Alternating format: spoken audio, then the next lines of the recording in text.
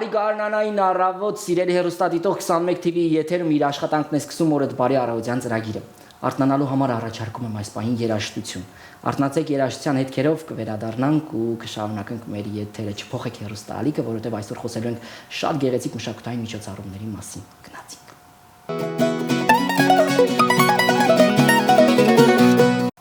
Վերադարձանք 21 TV-ի եթերում իր աշխատանքը շարունակում է օրդ բարին եւ ժամանակն է ներկայացնելու մեր հյուրերին։ Բայց մինչ այդ Երևանի Մնջախաղի պետական թատրոնը վերջերս է վերադարձել Իսպանիայում կայացած հյուրախաղերից, որտեղ իսպանացի հանդիսատեսին ներկայացրել է Խալի առաջնախաղը եւ այս պահին իհարկե կզրուցենք Երևանի Մնջախաղի պետական թատրոնի տնօրեն դերասան Մանվել Խաչատրյանի, ռեժիսոր Արթուր Հայրապետյանի եւ թատրոնի դերասանուհի Լիլի Հակոբյանի հետ։ Բարի առավոտ, սիրելի ընկերներ։ Բարի առավոտ։ Ինչպե՞ս եք։ Շատ լավ։ Ինչպես է սկսվում առավոտը դերասանների։ Բարդ միշտ բոլոր դերասանների համարյա բոլոր էլի դժվար է արթնանալը, հատկապես երբ որ առավոտյան շուտ փորձ է լինում, բայց չենք բողոքում։ Անահիտը սիրում է այս հարցը տալ, ես էլ տամ ձեզ սուրճ թեյ առավոտյան։ Սուրճ, հաստատ։ Նախաճաշ, հետո սուրճ, մինչև նախաճաշը սպորտ։ Առողջ ապրելակերպի սիրահար է Մանվելը։ Խոսենք այն իհարկե ներկայացումից, այն հյուրախաղերից, որ տեղի ունեցել վերջերս Իսպանիայում, ինչպես եղավ առաջարկը, թե այն ծրագրային էր եւ ինչպես ներկայացվեց իհարկե ներկայացում այնտեղ եւ ինչ ճանապարհ անցավ։ Փառատոնը ինքը մեզ գտել էր, Ռիմա Պիպոյանի հետ կապ էին հաստատել եւ ուզել էին հենց այդ ներկայացումը, խալի ներկայացումը, որը որ շատ գեղեցիկ բնութագրում է մեզ հայերից, մեր ավանդույթները, մեր գույները, մեր երաժշտությունը եւ ինքը ինքնին հյուրախաղ չէր, ինքը թատերական շուկա էր, որտեղ հավաքվել էին շատ պրոդյուսերներ, տնօրեններ, ռեժիսորներ եւ բոլորը նայում էին ներկայացումները, քննարկում էին եւ հետագա կապեր էր հաստատվում, ինքը շատ հետաքրքիր էր Խիխոն քաղաքում էր օվկիանոսի ափին եւ այդ քաղաքը ամբողջը վերածվել էր թատրոնի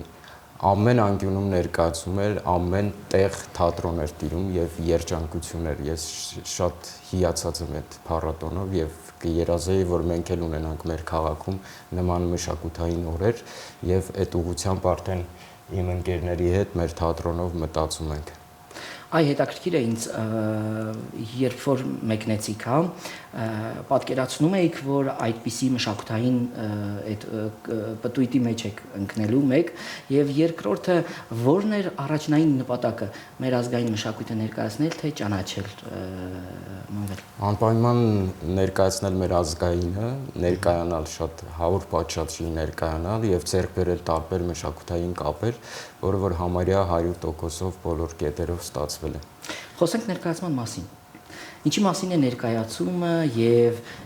ինչպես է ծնվել այն։ Խալին հենց ինքը վերնագիրը հուշում է մեր խալի, մեր գորգերի մասին է, մեր գույների, մեր երաժշտության, մեր ավանդույթների խալին, որը որ կորսված էր,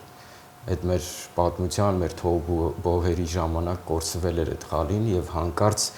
խալին վերածնվում է եւ իր գույները ցուցադրում է մարդկանց եւ նոր կյանք է առնում խալին հայկական։ Մեկ ցուցադրություն եք ունեցել թե մի քանի։ Իսպանիայում մեկը միայն, այսինքն տեղ ունեցավ։ Եղել է այդ ներկայացումով եղել ենք Պորտուգալիայում, Ֆրանսիայում, Գերմանիայում եւ ունենք էլի հրավերներ եվրոպական։ Այսինքն Եվրոպայի սրտում ներկայացումը կարծես թե ներկայացումը շատ սիրվել է եվրոպացիների կողմից։ Այս պահին ունենք տեսանյութ, իհարկե առաջարկում եմ դիտենք տեսանյութը, վերադառնանք ու կզրուցենք սպասվող այն հաջորդ իհարկե ներկայացումների միջոցառումների մասին, որ պլանավորել է թատրոնը։ Տեսանյութ խնդրեմ հեռուստադիտող։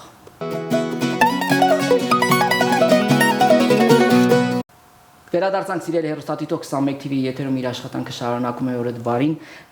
այս պահին տաղավարում իհարկե մեզ մոտ ունենք շատ հրաշալի հյուրեր Երևանի Մնջախաղի պետական թատրոնի տնօրեն դերասան Մանվել Խաչատրյանն, ռեժիսոր Արթուր Հայրապետյանը եւ թատրոնի դերասանուհի Լիլի Հակոբյանը։ Մենք զրուցում ենք սպասվող եւ արդեն տեղի ունեցած այն մշակութային միջոցառումների եւ այն ներկայացումների մասին, որ պլանավորել է թատրոնը։ Իսկ մարտի 29-ին թատրոնը հայ հանդիսատեսին կներկայանա մեծ պրեմիերայով 2 գումարած 1 մեծ պրեմիերա մեծիկների եւ փոքրիկների համար։ Ինչի մասին է ռեժիսորին իհարկե այս պահին կարծում եմ ավելի ճիշտ է խոսել ներկայացման մասին, ինչի մասին է իհարկե այս ներկայացումը։ Ինքը 2+1 ներկայացումն է, փոքրիկների, մեծիկների համար է։ Ինքը ավելի շատ գաղափարային է, ինքը որ ամեն մարդ իր մեջ գտնի իր մանկությունը, վերհիշի մանկությունը, որտեղ շատ ժամանակ լինում է, որ մենք ուզում ենք այդ մանուկ բաները անենք, բայց չի ստացվում։ Հիմա ուզում ենք մեր ներկայացումով, մենք ընկերներով ցույց տանք այդ մեր մանկության Նաև ես ավելացնեմ, որ ինքը կրում է իր մեջ այդ ներկայացումը շատ կարևոր մի մեսիջ, որը եւ մեծերի համար եւ փոքրերի համար շատ կարևոր կլինի, որովհետեւ այդ կերպարների մեջ, որոնք կան ներկայացման մեջ, նրանք գտնելու են այդ կերպարներում իրենց ու հետո վերջում երբ որ ավարտվի ներկայացումը, նրանք հարց են տալու իրենց, որ արդյոք մենք ժամանակին ճիշտ ենք արել, ինչ որ արել ենք կամ եթե մարդիկ լինեն, ովքեր իրենց մանկությունը չեն վայել, իրանք գուցե հնարավոր է շատ որ հուզվեն ու ուզենան վերադառնան այդ տարիներին ու ընդհանուր առմամբ այդ ամբողջ կյանքային ու մանկության մասին է, հա, ներկայացումը, որ մանկությունը պետք է գնահատել ու երեխաները հենց դա են ընթերնելու, իդեպ ասեմ, որ շատ հետաքրքիր ձևով է բեմադրված ներկայացումը, որովհետև երբ որ դիտում ես մնջախաղի ժանրի ներկայացում, ոչ բոլորի համար է, հա, ընթերնելի թե ինչի մասին է, տեսարանների ժամանակ ինչ է կատարվում, ինչ են ուզում տեղ հասցնել դերասանները, այս դեպքում մեր ռեժիսորը այնպես է մոտեցել հարցին, այնպիսի ոնց որ կառուցողականությամբ է բեմադրել, որ եւ մեծերի, եւ փոքրերի, եւ դեռահասների ցանկացած տարիքի մարդու համար այն լինելու է եւ հետաքրքիր եւ ամենակարևորը հասկանալի։ Մաչելի է, այո։ Լիլիթ, կերպարը ինչու՞մն է ձեր կայանում այնտեղ։ Ընդհանրապես 3 կերպար կա ներկայացման մեջ, 2 տղա եւ մի փոքրիկ աղջնակ, նրանք մանկության ընկերներ են, ովքեր մեծացել են միասին նույն բակում եւ ընդհանուր գաղափարային նրա մասին է, որ ժամանակը եւ կյանքը նրանց տանում է տարբեր ուղիներով մեծանալու ընթացքում, հասունանալու ընթացքում աղջիկը, որի դերը մարմնավորում եմ ես, կերպարը մարմնավորում եմ ես, ինքը իրենից ներկայացնում է մի քիչ ավելի այսպիսի սեղմված բնավորությամբ մարդ, ում դաստիարակել են ավելի խիստ կերպով, քան շատ ուրիշ երեխաների, այսինքն փոքրուց ասել են դու պիտի գիրք կարդաս, դու պիտի կենտրոնանաս քո ապագա մասնագիտության կարիերայի վրա, եւ նա այդքան չի տարվում բակային խաղերով կամ մանկությամբ ինքը անդադ այդ գրքի մեջ է, իսկ նրա մանկության ընկերները, մյուս տղաները ավելի սենց ազատ, անկաշկանդ, միշտ բակում, միշտ խաղերի մեջ եւ ներկայացման իմաստը միտքը հենց դրա մեջ է, որ նրանք գնում են 2 տարբեր ճանապարհներով եւ նոր վերջում բացահայտվում է թե ամեն մեկի հետ ինչ է լինում եւ ամենակարևորը ինչ է լինում վերջում հենց այդ աղջկա հետ, ոնց է նա բացահայտում, ինքն իր մեջ հասկանում այդ փաստը, որ նա ժամանակին բաց է թողել ամեն ինչ եւ այդ երջանկությունը մանկության տարիներին եւ այդ ուրախությունը ամեն ինչը մի խոսքով այդ մանկության հետ կապված։ Արթուր, այ խոսենք ներկայացման մասին, ինչ է սպասվում բեմում բացի կերպարներից, տեխնիկական, լուսային, ինչ որ հետաքրքիր նորություններ, ոչ արդեն այսպես ասած ավանդական հոգեհարազատ մնջախաղին կա, քանի որ որոշակի շեղումներ արդեն ինչպես ասես դերասանուհին ունեցել են։ Կա, շեղումներ կա, ավելի լավ իմաստով շեղում է, ներկա մի հատ չի շեղում, մի քանի հատ է շեղում ու ասեմ, որ այնտեղ գունային շատ գունավոր է լինել ներկայացումը, թե դեկորացիան, թե շորերը, թե խաղը, ամբողջը շատ թեթև, բոլորին հասանելի, բոլորի համար հաճելի։ Մենք ամեն ինչ անում ենք, որ բոլորին դուր գա, բոլորին հավես լինի, բոլորը հիշեն իրենց մանկությունը, իրենց այս տարիքը, տարբեր տարիքները հիշեն, էլի։ Սովորեցնելու բան կա ներկայացման մեջ։ Կա։ Այդ դրա համար էլ պետք է գան դիտեն։ Պետք է գան դիտեն, որտեղ շատ սովորեցնելու բաներ կա, որ առաջինը որ ընկերները պետք է միշտ լինեն իրար հետ։ մանկության ընկերներ եւ Անդավաճան։ Այն ինչ որ ես եմ վերցրել որպես հանդիսատես, այն որ պետք չէ կորցնել երբեք քո ներսի մանուկին եւ պետք չէ ամեն ինչին շատ sense պաթոսով ու լուրջ վերաբերվել, պետք չի կորցնել հումորը, մանկությունը, երջանկությունը։ Մի խոսքով շատ հետաքրքիր է ու հետաքրքիր մի հանգամանք էլ կա։ Արթուրը եւ Կարենը Խաչատրյան, մեր թատրոնի շատ տաղանդավոր դերասան, իրենք մանկության ընկերներ են եւ ես վստահ եմ, որ հենց այդ իրանց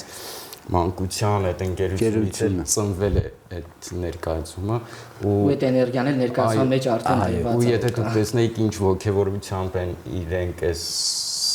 փորձերը անում ու ինչ ոգևորությամբ Արթուրը իմ հետ աշխատում, ամենօրյա, ամեն ժամյա ռեժիմով մենք միասին ենք եւ հաստատ լավ արդյունք ենք ունենալու, հենց որ համեցեք սիրով սպասելու ենք։ Վստահ եմ, որ իհարկե հրաշալի ներկայացում է լինելու եւ այն երկար կյանք է ունենալու։ Խոսենք մի փոքր Մնջախաղի թատրոնի մասին, քանի որ դիմացը դեռ տարին նոր է սկսված կարծես թե ինչպիսի խաղացանք եւ ինչ հյուրախաղեր դրսում ինչ ունենք եւ Հայաստանում ինչ ունենք։ Պլանավորվում են մի քանի առաջնախաղեր, դե մեկի մասին խոսեցինք, այն երկուսի մասին չեմ ուզի փակագծերը բացեմ, միայն ասեմ, որ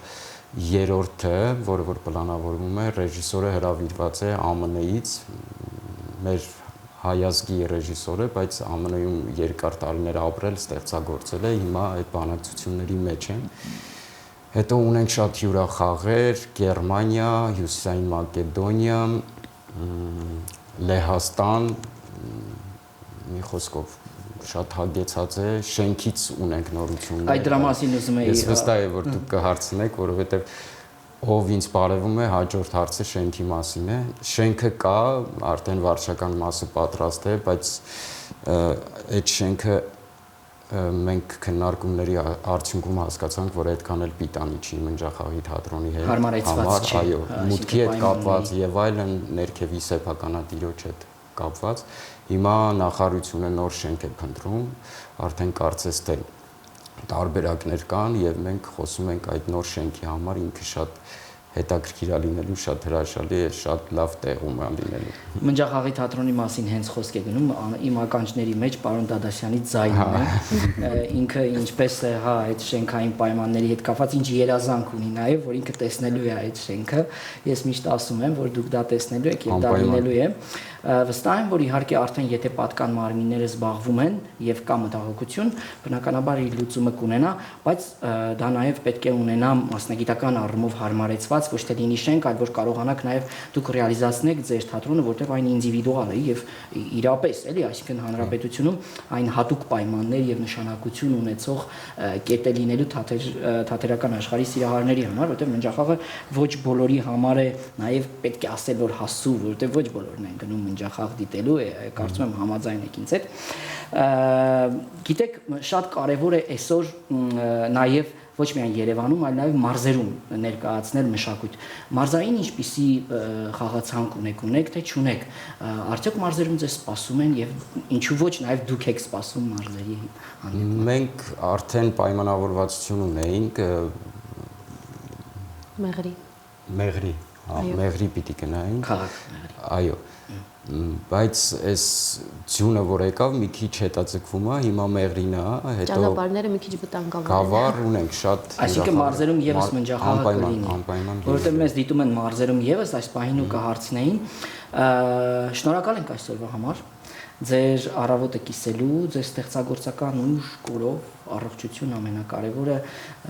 Ես պատկերացնում եմ, Մանվել ջան, դու ինչ ահռելի աշխատանք ես կատարում, ես ինքս նաև լինելով վարչական մասի կրող, ստեղծագործող մարդ եւ վարչական մասի կրող, դա բավականին լուրջ էներգետիկ նաև ռեսուրսի սպառում է եւ այլն։